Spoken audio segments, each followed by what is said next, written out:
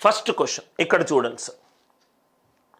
First question బైలింగ్వల్లో ఉంది, పైన English కింద Telugu. Right now first question చూడండి sir. Is a triangle with lengths 10, 16, 12. ఒక త్రిభుజం ఉంది, త్రిభుజంలో 3 భుజాలు ఇచ్చాడు. ఏమేమి ఇచ్చాడు సార్? 10, 16, 12 3 భుజాలు ఇచ్చాడు.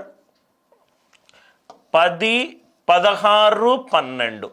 అది అల్పకోణ త్రిభుజమా, అధిక కోణ త్రిభుజమా, లంబకోణ త్రిభుజమా అడిగాడు. మన ఫోకస్ అల్ల దేని మీద ఉండాలి? లార్జెస్ట్ సైడ్ మీద ఉండాలి. లార్జెస్ట్ సైడ్ ఏంటి? 16. దాని మీదనే ఉండాలి. అంటే లార్జెస్ట్ సైడ్ని స్క్వేర్ చేద్దాం, లెఫ్ట్ సైడ్ రాద్దాము. Sum of the other 2 10 square plus 12 square.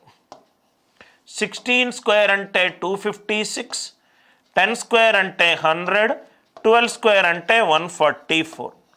ఇది 244. 256 ఈజ్ గ్రేటర్ దాన్ 244.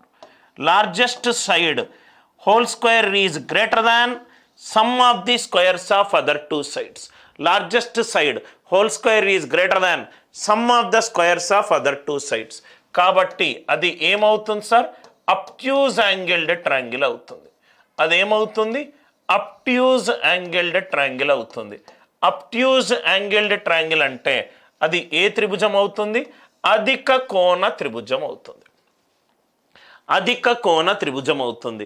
3 భుజాలు ఇచ్చి అది లంబకోణ త్రిభుజమా, అల్పకోణ త్రిభుజమా, అధిక కోణ త్రిభుజమా అని అడిగినప్పుడు ఫోకస్ అల్ల లార్జెస్ట్ సైడ్ మీదనే ఉండాలి.